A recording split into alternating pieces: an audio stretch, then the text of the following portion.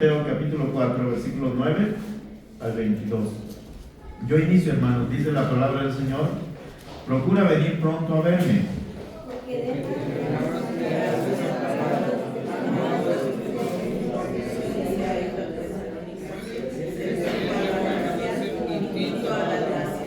Solo Lucas está conmigo. Toma a Marcos y tráele contigo, porque me es útil para el ministerio. Trae cuando vengas el capote que dejé en Troas en casa de Carpo, y los libros, mayormente los pergaminos. Alejandro el Caldero me ha pasado tus manos, el Señor le pague conforme a sus hechos. Guárdate tú también de él, pues en gran manera se ha opuesto a nuestras palabras. En mi primera defensa ninguno estuvo a mi lado, sino que todos me desampararon, no les sea tomado en cuenta. Pero el Señor estuvo a mi lado y me dio fuerzas, para que por mí fuese cumplida la predicación y que todos los gentiles oyesen. Así fue librado de la boca de león. Y el Señor me librará de toda obra mala, y me preservará para su reino celestial. A él sea la gloria por los siglos de los siglos. Amén. Saluda a Prisca y a Aquila y a la casa de Onesíforo. Gracias se quedó en Corinto, y a Trófimo dejé en Mileto enfermo. Procura venir antes del invierno. Éubulo te saluda, y Pudente, Lino, Claudia y todos los hermanos. El Señor Jesucristo esté con tu espíritu. La gracia sea con vosotros. Amén. Vamos a orar, hermanos. Padre Celestial, te damos muchas gracias, Señor, por esta palabra que tú nos vas a hablar hoy, que tú has hablado a mi vida, a mi corazón, Señor. Gracias, Padre, porque tú nos llevas en una ruta, en un rumbo siempre, Señor, y nos acompañas de personas, Señor, preciosas, Señor, que están siempre con nosotros. Y lo más importante es que tú has prometido estar con nosotros todos los días hasta el fin del mundo. Y es tu presencia lo más importante en nuestra vida, en nuestro corazón. Gracias, Padre, en el nombre de Jesús. Amén. Amén. El tema se llama Llegando a la estación final. Y tiene que ver algo de un viaje, ¿verdad? No usted ya ha viajado en tren, aunque sea en la bestia, ¿verdad? Pero ya he viajado, no en ese, pero en otros. En Alemania me tocó viajar en uno que se llama ICE, o ICE en español. Es un tren muy rápido que va a 300 kilómetros por hora. Y recuerdo que un compañero mío, ya lo estaba esperando yo en la ciudad donde íbamos a tener el hotel. Y él se vino después, pero él tomó el tren del otro lado. Entonces, en lugar de ir en la dirección donde yo estaba, se fue al lado contrario. Y ya casi iba llegando a Francia, porque son trenes muy rápidos, y ya se dio cuenta, y bueno, ya le dieron chance y se bajó, y ya se vino en la dirección correcta. Pero, hermanos, viajar en tren es muy, muy, muy bonito. Y, hermanos, la Biblia dice que nosotros vamos en un viaje, ¿verdad? En un viaje hacia un lugar que es la eternidad. Y, hermanos, si hoy fuera el último día de su vida y tendrías que despedirte de las personas que más amas, ¿qué les escribirías? ¿O qué les dejarías ahí para que te recuerden, verdad? Hermanos, cuando estamos en el último segundo de nuestra vida, somos los más sinceros de todo el mundo, ¿verdad? Porque ya no hay otra oportunidad. Las personas cuando están en ese punto son abiertas porque están desnudas, o sea, no tienen nada que perder. Dicen las cosas como tienen que decirlas. Y el corazón está desnudo porque saben que su tiempo se ha terminado. No sé si le ha tocado con personas que están ya en sus últimos segundos, en sus últimos minutos de vida, y ha platicado con ellos y cómo se expresan, ¿verdad? Y son muy directos en lo que tienen que decir porque no hay más oportunidad. Me tocó a mí estar en el fallecimiento de un tío en El Salvador. Él era muy buena persona, muy buen futbolista, tenía hijos, su esposa, pero tenía un problema. Él era alcohólico, tomaba mucho. Y recuerdo que ese día que murió, estaba arriba en la segunda planta él con su esposa, sus hijos. Yo estaba abajo y me invitó a comer con ellos y empezó a aconsejarme. No sé, a veces las personas saben cuando ya van a partir.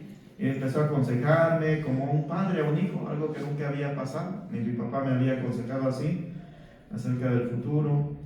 Y después bajé y minutos después él venía rodando en las escaleras, no sé cómo se tropezó, estaba tomado y cayó y se golpeó en la pared de abajo y empezó a salir de sangre por los oídos.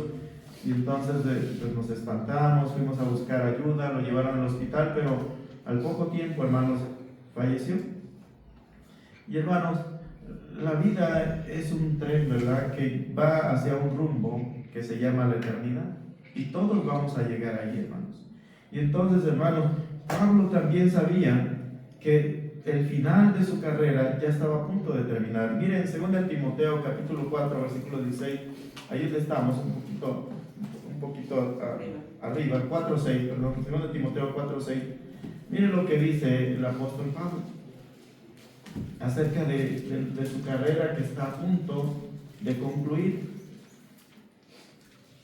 2 Timoteo 4:6, lo leemos todos. Dice: porque yo ya estoy para ser sacrificado y el tiempo de mi partida está cercano. El apóstol Pablo sabía, ¿verdad?, que el tiempo ya estaba cerca. Dice: ya estoy al tiempo de mi partida, dice, ya está cercano, ya estoy para ser sacrificado. Hermanos, él sabía que pronto estaría en la presencia del Señor. Él lo sabía, que le quedaba poco tiempo para estar en la presencia, hermanos, del Señor. Usted sabe que el apóstol Pablo fue decapitado en Roma. Él murió así decapitado. Y hermanos, el apóstol Pablo, la última carta que escribió, hermanos, es esta. Y entonces usted está viendo en el capítulo 4 las últimas palabras que escribió el apóstol Pablo en vida. Esas son las últimas.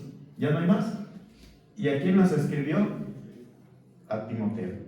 Son las últimas palabras. Usted está viendo las últimas palabras de vida del apóstol Pablo. Y si usted tendría que escribir sus últimas palabras, hermanos, ¿qué diría? ¿Y a quién se las diría? ¿Y cómo se las diría? Porque su viaje, hermanos, está a punto de terminar. En primer lugar, hermanos, el apóstol Pablo valora a los que han estado cerca de él. Y es lo importante, hermanos, si usted este día fuera su último, usted querría estar con las personas que son importantes para usted. Piensa en esas personas que son importantes para su vida. Mire lo que le dice el apóstol Pablo a Timoteo, 2 Timoteo 4:9. Son unas breves palabras, pero dicen mucho. ¿Qué dice? Procura venir pronto a verme. Procura venir pronto a verme. Hermanos, el apóstol Pablo, como vimos en los versículos atrás, en el 6, sabía que su tiempo había llegado y lo único que quería, hermanos, era que ¿quién estuviera con él? Timoteo. Hermanos, en su último momento de vida de usted, ¿a quién le gustaría que estuviera con usted? Piense. Son las personas, hermanos, que han estado más cerca de usted, que han recorrido ese viaje, ese camino, hermanos, con usted. Pero el problema a veces, hermanos, es que muchas veces esas personas que son más cercanas a nosotros, a veces son las personas que menos valoramos, porque damos por sentado que están con nosotros y entonces no las estimamos como deberíamos de estimarlas, ¿verdad? A veces decimos, no, pues si yo valoro a mi esposo, a mi esposa, yo estoy con él, sí, pues ahí está todo el día, ¿verdad? En la cocina, cocinando a la hermana, y ahí está. Pero hermanos, ¿eso será estar cerca de esa persona? Pues no, ¿verdad? Eso no es estar cerca. Hermanos, estar cerca, hermanos, es salirse muchas veces de la rutina y decirle al esposo, a la esposa, ¿sabes qué? Nos vamos a salir un poco, ¿verdad? Y los hijos, pues se los dejamos a los suegros, ¿no? ¿Quién los manda a tener nietos, no? Entonces los dejan ahí, salimos, vamos a tomarnos un café, vamos a unos tacos, vamos aquí cerca, ¿verdad? A California, no sé. Así el pueblo aquí cerquita. Está Los Ángeles, está Corea también aquí cerca, entonces hay que ir muy lejos. Entonces, hermanos, tenemos que dar un tiempo, ¿verdad?, a esas personas que han estado cerca de nosotros. Porque, hermanos, ¿qué pasa cuando las personas se van? Estamos llorando, estamos tristes, pero, hermanos, muchas veces es más remordimiento por el tiempo que no pasamos con esas personas. Y no hablo del tiempo de pasar en la rutina, sino hablo del tiempo, un tiempo de calidad. Y hermanos, ¿qué tiempo de calidad le está dedicando usted a su esposa, a su esposo, a sus hijos? Piénselo, hermanos, eso es muy, muy importante. Hay una historia, hermanos, de una madre Ella ya estaba moribunda y tenía 4 hijos en diferentes lugares, en diferentes estados, y les avisó, y todos llegaron, ¿verdad?, para despedirse de su mamá. Y el mayor le dijo: madre, tú has sido la mejor madre del mundo. Y le dijo la mamá: gracias, hijo, pero esto nunca me lo habías dicho antes. ¿Por qué no me lo dijiste antes? Y a veces, hermanos, nosotros no valoramos y no expresamos el valor de las personas hasta cuando ya estamos en el último momento, y muchas veces ya no nos da tiempo. Hermanos, piensen en eso. Vamos en un viaje. ¿Qué personas son las que deben de estar y que usted debería estar más cercano con ellos, y a veces no estamos? Segundo lugar, hermanos, los que empiezan el viaje contigo no siempre lo terminan. Ahí, 2 Timoteo 4:10. 2 Timoteo 4:10. Vamos a leer todos juntos. ¿Qué dice? Porque Demas se ha desamparado, amando este mundo, y se ha ido a Salónica, creciente por la gracia y toda la gracia. Los que empiezan el viaje no siempre lo terminan contigo. Y el caso de Demas, ¿verdad? Dice: porque Demas me ha desamparado, dice, amando este mundo, y se ha ido a Tesalónica. Estaba leyendo un libro de liderazgo, se llama de John Maxwell, que habla acerca de los principios del liderazgo, y él menciona que un principio de liderazgo es que no siempre los que empiezan contigo van a terminar contigo.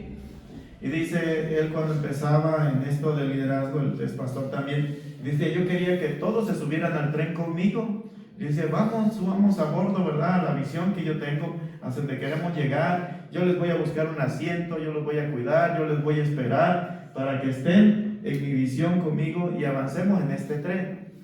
Pero dice que nunca es así, porque a veces las personas tienen voluntad propia y pueden decidir no subirse a tu tren, decir: no, mira, yo tengo otros planes mejor. Y a veces las personas se sienten heridas, ¿verdad?, porque no quieren seguir contigo en tu visión, en tus planes que tú tienes. Pero eso es así, hermanos. No todos, hermanos. A veces, muchas veces, porque les cae bien, porque tienen un compromiso contigo, te siguen por un tiempo, pero al final muchas veces se bajan de ese tren. Y eso es lo que pasó aquí, ¿verdad? Inclusive Jesús, ¿con cuántos empezó? 12. Con 12, y terminó con 11, ¿verdad? No todos los que inician terminan. El problema, hermanos, es que hay unos, sí es correcto, tienen otra visión y avanzan en la vida cristiana, y está bien porque todos tenemos voluntad propia para decidir qué hacer, pero hay unos, hermanos, que al contrario retroceden, y es el caso, hermanos, de Demas. Demas no solo se apartó, hermanos, del liderazgo del apóstol Pablo. Él dice, el apóstol Pablo dice: Demas me ha desamparado, me ha dejado solo. Pero no solo eso, sino que Demas, hermanos, se había ido al otro lado, ¿verdad? No solo se había bajado del tren, sino que había retrocedido. Dice: amando a este mundo. Hermanos, ¿qué dice la Biblia acerca del mundo? Vamos a ver 1 Juan 2:15.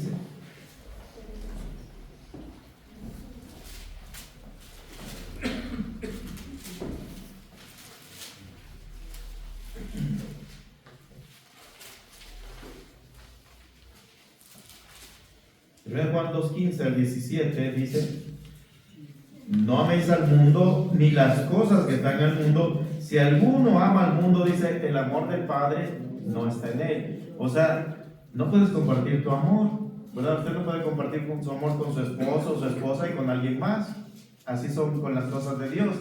Hermano, si usted ama al Padre, entonces no ama al mundo. Si usted ama al mundo, entonces no ama al Padre. Y entonces el amor de Demas fue mayor hacia el mundo que hacia el Padre. Y hermanos, son decisiones que tenemos que tomar en nuestra vida. Dice: Demas era un buen cristiano. Demas participaba en la obra de Dios. La última carta a los Colosenses, ¿sabe quién aparece ahí? Demas. Colosenses capítulo 4, versículo 14. Eran de los que estaban presentes con el apóstol Pablo en el ministerio. Colosenses 4:14.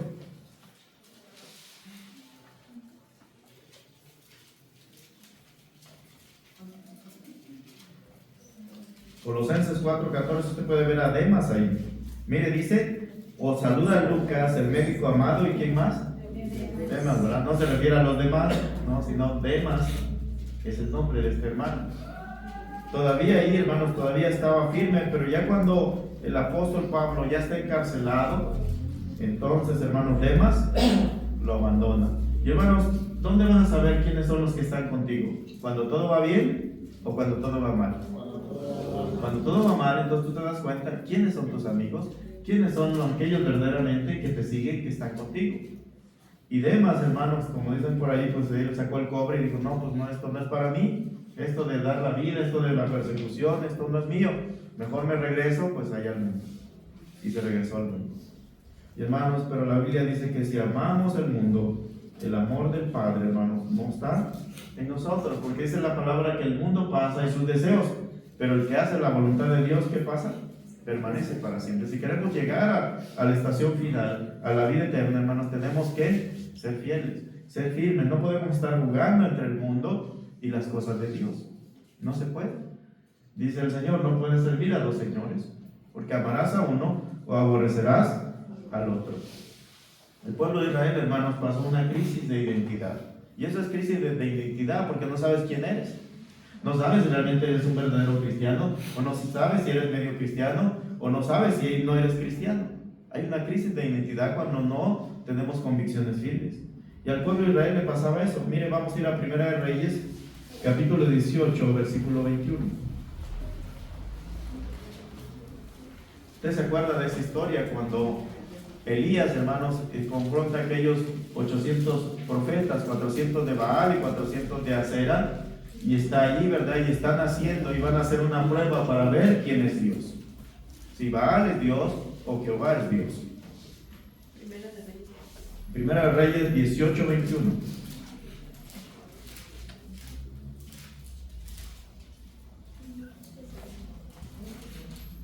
Primera de Reyes 18, 21. Leemos todos. Dice: y acercándose Elías a todo el pueblo dijo: ¿hasta cuándo claudicaréis vosotros entre dos pensamientos? Si Jehová es Dios, seguidle, y si Baal, id en pos de él. Y el pueblo no respondió palabra. Hermanos, me da tristeza la parte final que dice: y el pueblo no respondió palabra. ¿Por qué creen que el pueblo no respondió palabra? Porque estaban indecisos, porque dudaban. Ellos dudaban de que Dios verdaderamente era Dios. Llegaron a ese punto, hermanos, en sus vidas por estar adorando los Baales. Baal significa Dios. Ellos adoraban otros dioses y entonces llegaron a un punto de confusión en su vida y de duda y de indecisión, hermanos, que no sabían si realmente Dios era Dios. Y hermanos, eso pasa a muchos cristianos porque adoran otros dioses, al Dios de la música, al Dios de las fiestas, al Dios de los vicios, al Dios de la fama, al Dios del dinero y a muchos Baales, y entonces están confundidos. Y dicen: yo realmente no siento a Dios en mi vida, no sé realmente si Dios existe. Y empieza a ver el diablo a sembrarle dudas en sus vidas. Y Elías le dice: ¿hasta cuándo claudicaréis entre dos pensamientos? Dos pensamientos. Y él le dice: si Jehová es Dios, ¿qué tienes que hacer? Seguirle. Hermano, si usted cree que Jesús es el Señor, si usted cree que Jesús murió por sus pecados, que Él es el Dios, que Él es Rey de Reyes y Señor de Señores, sígale y sírvale. Eso es lo más importante. Sígale y sírvale. Usted cree que Jesús es el Señor, cree que murió por sus pecados, que lo ama, ¿por qué no le sigue? Hermanos, muchos cristianos no sirven a Jesús porque están claudicando entre dos pensamientos. Y después les dice: bueno, y hay otra opción. Si hay otra opción, Baal, pues si Baal es Dios, pues sírvale también. Y hermanos, es lo que decía un pastor, ¿verdad? Si usted, hermanos, va a servir al mundo, pues hágalo con todo, ¿verdad? Entréguese al mundo como lo hacíamos antes. A mí no me importaba desvelarme en el mundo. Esta vez que estuvimos en Estados Unidos con mi hermano Juan Carlos, el que sigue después de mí, me decía: ¿te acuerdas cuando íbamos al carnaval de San Miguel? Un carnaval famoso ahí que se hace cada año. Son cuadras y cuadras llenas de grupos musicales, bandas, y tú te quedas donde quieras a bailar lo que a ti te gusta y todo eso. Y nos escapábamos en la noche, nos levantábamos en la noche y nos íbamos. Según mis papás estábamos dormidos, pero nosotros estábamos más vivitos allá, según. Y regresábamos en la mañana, todos desvelados, ahí como si nada, y otra vez a hacer las cosas que tenía que hacer. y le servíamos, ¿verdad?, al mundo. Y lo que el mundo quería, nosotros lo hacíamos.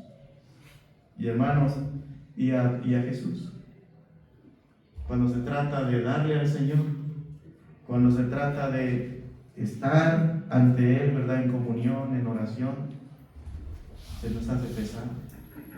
Pero para servir al mundo, para desvelarnos en las fiestas, en la tomadera, no, yo invito, no te preocupes, mira, aquí una ronda para todos, ¿verdad? No nos dolía dar el dinero. Y cuando dicen, oye, que va a haber promesas de fe, no, otra vez dinero, no, ¿para qué? Pero para el mundo no nos dolía mucho. Y hermanos, la invitación es esta, ¿verdad? Si Jesús es Dios, sígale y sírvale con todo su corazón. Y si usted cree que el mundo es mejor, adelante, sírvale. Porque lo peor que puede hacer es claudicar entre los pensamientos, porque es lo que la Biblia le llama ser que tibio. Tibio, ¿verdad? Y no hay cosa que Dios más abomina que una persona tibia, ¿verdad? Al menos Demas se había decidido, no, pues yo me voy al mundo a ver las consecuencias. Pero si es tibio, dice el Señor, yo te vomitaré de mi boca, porque ni estás conmigo. Hermano, usted quiere, pues si usted fuera una esposa, ¿usted le gustaría que su esposo estuviera una semana con la otra esposa y la otra semana con usted? ¿Usted lo recibiría bien? Dice, bienvenido, qué bueno que vienes y ahora me toca a mí, ¿verdad? Hermano, Dios es un Dios celoso que no comparte su gloria con nadie. Dios no quiere solo para usted. Y hermano, si el Señor es Dios, si el Señor le ha salvado, sígale, sírvale, hermanos, porque no hay otro. Hermanos, no podemos continuar así. Y hermanos, tercer punto, siempre habrá fieles que terminarán el viaje contigo. En 2 Timoteo 4:11.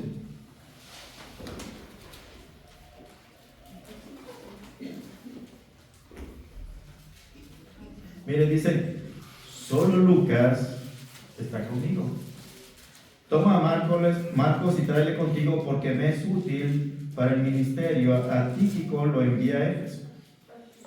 Hermanos, dice el apóstol Pablo en sus últimos momentos, recuerden que él está siendo juzgado en Roma y ya están a punto de dar un veredicto, ¿verdad?, de culpable, que va a ser así. Y dice, solo Lucas está conmigo. Hermanos, la realidad es que en las iglesias los fieles son muchos o son pocos. Son pocos. Son pocos los fieles.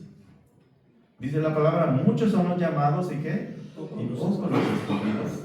Hermanos, de una iglesia del 100%, un 25 o 30% son los fieles, son los que trabajan, son los que están apoyando la obra, son los que están diezmando, son los que están apoyando la oración, en oración. Son un 30%, es la realidad. Dice el apóstol Pablo, solo Lucas está conmigo. Y hermanos, Lucas no era un gran evangelista, ¿o sí? No era un apóstol, no era un gran misionero. ¿Qué era Lucas? Era un médico. Era un profesionista. No era llamado para ser pastor. Pero hermanos, él tenía una cualidad que es muy escasa en este tiempo. ¿Cuál es esa cualidad? Que era fiel. Que era fiel. Hermano, Dios no busca grandezas en usted o en mí. Dios busca creyentes fieles. Eso es lo único que Dios quiere. Dice el apóstol Pablo, solo Lucas está conmigo. La palabra dice, sé fiel hasta la muerte. Dice, y te daré la corona de la vida. Hermano, el requisito para ir al cielo es ser fiel. Ser fiel al Señor. Usted no puede empezar la carrera y dejarla a medias. Hermanos, tenemos que llegar hasta el final, hasta la estación final. Tenemos que ser fieles. Y hermanos, aquí hay un hombre que era fiel. ¿Se acuerdan cuando fue el naufragio? ¿Quién estaba ahí? Lucas estaba ahí con Pablo. Y siempre se pone en plural, ¿verdad? Y viajamos, y navegamos, y naufragamos, haciendo mención que él estaba ahí cuando el apóstol Pablo estaba pasando todas esas cosas. Cuando fue apedreado, él estaba ahí también. Era un hombre que siempre estuvo ahí, en las buenas y en las malas. Nosotros tenemos que rodearnos de gente así. No de gente que siempre cuando todo va bien te aplaude y todo eso. Y cuando estás mal, cuando estás deprimido, cuando estás desanimado, te abandona. No, tienes que, o cuando estás en dificultades. Tienes que rodearte de gente, hermanos, que está contigo en las buenas y en las malas. Y hermanos, Lucas era un hombre así. Y la Biblia dice que busquemos hombres fieles para servir en el ministerio. Mire, 2 Timoteo 2:2, ahí cerquita. 2 Timoteo 2:2. El requisito, hermanos, si usted quiere servir en una iglesia, es esto. Yo les digo a los hermanos que están participando en un ministerio de música, de enseñanza, de lo que usted guste, usted tiene que ser fiel porque usted es el ejemplo ante todos los demás. Mire lo que dice, leemos todos juntos, dice: lo que has oído de mí ante muchos testigos, esto encarga a hombres fieles que sean idóneos para enseñar también a otros. ¿Qué está buscando el apóstol Pablo? Hombres fieles. ¿Qué busca Dios? Hombres y mujeres fieles. Fieles. Que no solo de un ratito, que no solo de llamarada de pesarte, ¿verdad? Sino que se mantienen constantes, hermanos. Y la fidelidad es eso, mantenerse constante a través del tiempo. Esa es la definición de fiel, mantenerse constante a través del tiempo. Hermano, usted puede ver las iglesias. Cuando usted va a una iglesia, ¿usted qué puede ver? ¿Los mismos o otros? Usted ve a otros. Y son poquitos los que permanecen de esa iglesia que han sido fieles. En cualquier iglesia, Betel, Maranatha, aquí, muy pocos son los que permanecen fieles a través del tiempo. Y hermanos, la Biblia dice que Dios busca hombres fieles, idóneos para enseñar también a hombres. Hermanos, que usted siempre pueda ser fiel, no a los hombres, sino ¿a quién? Al Señor. Y Lucas era un hombre fiel. Pero también, hermanos, hay hombres que Dios les da una oportunidad, que tal vez en un momento no fueron fieles, pero después se vuelven fieles. ¿Y quién ejemplo nos da aquí, hermanos? Miren, Marcos. Dice en 2 Timoteo 4:11, dice: solo Lucas está conmigo. Toma a Marcos y tráele contigo porque me es útil para el ministerio. Hermanos, Marcos es mencionado aquí entre los fieles que Pablo quiere que estén con él. Y hermano, usted sabe la historia de Marcos, ¿verdad? Marcos empezó el primer viaje misionero y a medio camino, ¿qué hizo? Se regresó. Dice: no, es que ya tengo mi novia en Jerusalén, no, ya está Dorcas, ¿qué era? Y se regresó y ya no continuó. Ya cuando iban a salir al segundo viaje, porque Marcos era patrocinado por Bernabé, y entonces dice Bernabé: vamos a llevar otra vez a Marcos. Y dice Pablo: no, nos dejó tirados, entonces ¿cómo lo vamos a llevar? O sea, de alguna manera Pablo tenía razón, ¿no? O sea, ya no era una persona de confianza. Y Bernabé era como más misericordioso: no, déjame un chance, no otra vez, puede cambiar. Y hermanos, más adelante vemos que Bernabé tenía razón. Le dio una oportunidad a Marcos y se fue con él. Y Dios obró en Marcos al punto que el apóstol Pablo dijo: tráemelo porque me es útil. Hermanos, Dios es un Dios de oportunidades. A lo mejor usted no ha estado sirviendo como debería de ser, no ha sido tan fiel como debería ser en lo que el Señor requiere, pero Dios le está dando una oportunidad para que usted sea un hombre y una mujer fiel al Señor. Dios es un Dios de oportunidades.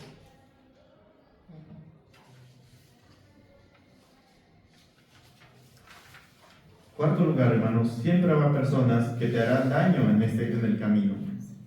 Siempre habrá personas que te harán daño en el camino. 2 Timoteo 4:14. Dice: Alejandro el calderero me ha causado muchos males, el Señor le pague conforme a sus hechos. Guárdate tú también de él, pues en gran manera se ha opuesto a nuestras palabras. La hermana de una hermana, creo que, ¿cómo mencionó, hermana? El caldero, dijo, si no es el que hace caldo, ¿no? Calderero, hermanos, era como que hacía cosas de herrería, a eso se refiere, hacía cosas de herrería. Entonces hay que cuidarse de los herreros, ¿no? Y dice: Alejandro el calderero me ha causado muchos males. Hermanos, se dice que Alejandro fue uno de los principales que estuvo acusando a Pablo en Roma, diciéndolo que era una persona mala, una persona que enseñaba cosas contrarias a Roma, y él estaba opuesto totalmente a Roma, a Pablo, y a pesar de que en un tiempo, hermanos, él conoció de la palabra. Y hermanos, es duro eso, ¿verdad? Saber que personas que conocen de la palabra pueden traicionarte. Y hermanos, y eso ha pasado y seguirá pasando, ¿verdad? Hermanos, que no se llaman hermanos, como dice el hermano Alberto, no son primos, ¿verdad, hermano? No son tan hermanos, son primos, y que te van a causar daño de diferentes maneras, daño moral, daño económico, ¿verdad? Y va a pasar eso, hermanos. Y hermanos, si usted es de las personas sentimentales, ¿verdad? Puede ser que eso le afecte muchísimo. Inclusive haga que se aparte usted de las cosas del Señor. Porque dice, ¿cómo puede Él hacerme esto mal? Si yo le ayudé, porque el apóstol Pablo estuvo con Él, lo discipuló, si yo le ayudé, yo le enseñé tantas cosas, y ahora mira cómo me paga. Y eso, hermanos, puede hacer tropezar nuestras vidas. Y hermano, usted tendrá dos opciones, ¿verdad?, con las personas que le hacen daño a usted. Una es guardar rencor. Y la segunda es perdonar y dejarlo en las manos de Dios. ¿Y sabe qué hizo el apóstol Pablo? Él dice, el Señor le pague. El Señor le pague conforme a sus obras. Yo no voy a hacer nada. Yo no lo voy a difamar. El Señor se va a encargar de eso. Hermanos, nosotros tenemos que dejar nuestros casos en las manos de ¿quién? Del Señor. Dice la palabra, mía es la venganza, dice el Señor. Porque a veces, hermanos, está, y es algo natural, está la opción de defendernos con las uñas y decir, no, es que yo fui el bueno y él fue el malo y esto y lo otro. Hermanos, déjenlo en las manos de Dios. Todas las cosas, dice la palabra, que salen a la luz, tarde o temprano. Ahí sale a la luz quién hizo lo correcto, quién no hizo lo correcto. El tiempo lo dirá. Y si no, allá en el cielo, el Señor va a pagar conforme a las obras de cada quien. Pero no tenemos que buscar nosotros, hermanos, la venganza. Mire, vamos a buscar Romanos 12, 19 al 21.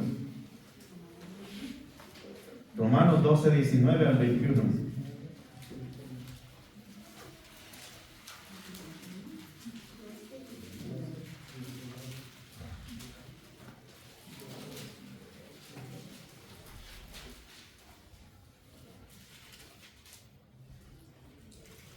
Mire, dice, no os venguéis vosotros mismos, amados míos, sino dejad lugar a la ira de Dios, porque escrito está, mía es la venganza, yo pagaré, dice el Señor. Hermanos, cuando nosotros tomamos justicia por nuestras manos, nosotros estamos poniéndonos en lugar de Dios. El único que puede hacer venganza y que puede pagar es Dios. Dice, así que si tu enemigo tuviera hambre, ¿qué quiere decir? Pues dale un taco, ¿verdad? Si tuviera sed, dale de beber, pues haciendo esto, ascuas de fuego amontonará sobre su cabeza. Y mire, y aquí está la clave, dice, no seas vencido de lo malo, sino vence con el bien el mal. Vence con el bien el mal. Hermanos, muchos, hablando la figura del tren, no solo se van a bajar del tren, sino que van a tratar de descarrilar el tren. Y entonces, ¿tú qué tienes que hacer? Bendecir. La Biblia dice que Dios nos ha llamado para que heredemos bendición. Si te maldicen, bendicen. Para que seamos realmente hijos de nuestro Padre Celestial, que dice que hace salir su sol sobre buenos y malos, sobre justos e injustos. Dios es bueno, hermanos, siempre, con todos, sin excepción. La diferencia es que unos sí agradecen y otros no. Esa es la única diferencia. Pero Dios no cambia. Él no dice, voy a ser malo porque este es malo. Él siempre es bueno. El problema, hermanos, es que nosotros no correspondemos a la bondad de Dios. Y hermanos, para que sea sanado realmente su corazón, usted tiene que perdonar. No tiene que tomar venganza. A veces cuando le va mal a otra persona, hasta nos alegramos, qué bueno que le fue mal, ¿verdad? Ya Dios ya le está dando lo que se merece, sus consecuencias. Y hermanos, la Biblia dice que lo que el hombre siembra va a cosechar, eso es natural. Pero también dice la palabra que no nos alegremos, ¿verdad?, por nuestros enemigos. Y no debemos de orar por ellos, bendecirlos para que Dios tenga misericordia de ellos como Dios tuvo misericordia de usted. Usted no está aquí porque es bueno o es mejor que la otra persona. Usted está aquí solo porque Dios tuvo misericordia de su vida únicamente. No es mejor ni peor. Esa es la diferencia. Y hermanos, nosotros tenemos que decidir. El apóstol Pablo está en sus últimos días y dice, no me voy a quedar con eso en mi corazón.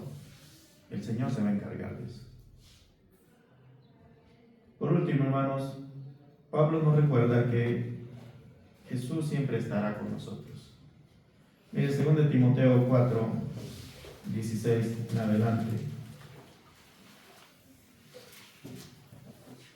Dice, en mi primera defensa ninguno estuvo a mi lado, sino que todos me desampararon, no les sea tomado en cuenta. Él no guardó rencor, aunque no había nadie con él para defenderlo, no guardó rencor nunca. Pero hay un pero aquí, dice, pero el Señor estuvo a mi lado y me dio fuerzas para que por mí fuese cumplida la predicación y que todos los gentiles oyesen. Así fui librado de la boca del Señor, y el Señor me librará de toda obra mala y me preservará para su reino celestial. Alza la gloria por los siglos de los siglos. Amén. Hermanos, todos lo pueden abandonar a usted. El que esperaba más ayuda, puede ser que ese no le dé la ayuda que usted piensa, porque a veces ponemos más la confianza en el brazo de carne que en Dios. Y dice, es que yo esperaba que me echara la mano, ¿verdad? Cuando estuviera de gerente el hermano ahí. Hermano, nuestra confianza debe estar en el Señor. Dice el apóstol Pablo, pero el Señor estuvo a mi lado. Hermanos, el Señor ha prometido no dejarnos ni desampararnos. ¿Cuánto tiempo va a estar con nosotros? Dice la palabra, todos los días, hasta el fin del mundo. Hasta que el tren llegue a su destino final. ¿Sabe quién va a estar ahí al frente de la maquinita? El Señor. El Señor va a estar ahí hasta que lleguemos a la meta del supremo llamamiento de Dios. Él va a estar guiando ese tren hacia la eternidad. Y hermanos, ¿qué tenemos que hacer? Permanecer fieles, ¿verdad? Seguir al Señor todo el tiempo. Y mire, dice, y él estuvo a mi lado y me dio fuerzas. Hermanos, aún en esa situación difícil de que estaba a punto de ser ejecutado el apóstol Pablo, el Señor tenía un propósito para él, y aquí lo dice, para que por mí fuese cumplida la predicación y que todos los gentiles oyesen. Hermanos, el apóstol Pablo dio testimonio de Cristo ante esas personas que lo iban a matar. Dios tiene siempre un propósito, hermanos, en cada circunstancia. Por más difícil que sea, por más complicada que sea, Dios tiene un propósito ahí. Y es que usted predique, hermanos, y dé testimonio de lo que Dios ha hecho en usted. Ese es el propósito de Dios en toda circunstancia. Que usted, hermanos, dé testimonio del Señor Jesucristo. La Biblia dice, de manera que podemos decir confiadamente, el Señor es mi ayudador, no temeré lo que me pueda hacer el hombre. Hermanos, si el Señor está con usted, usted no debe tener temor de nada, ¿verdad? No pasa nada. Es que me corrieron del trabajo. Bueno, el Señor dice que es el dueño de todas las cosas. Es que tengo problemas de este tipo. El Señor le ayuda. El Señor va a estar a su lado siempre. Pero usted, hermanos, no debe soltarse de las manos de Dios. Eso es lo más importante.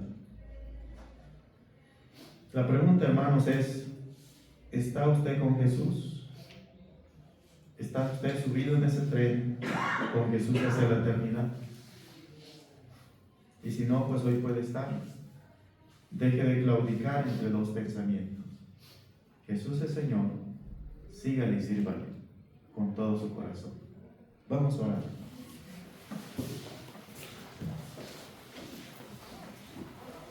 Señor Jesús, te damos gracias, Señor, porque eres bueno.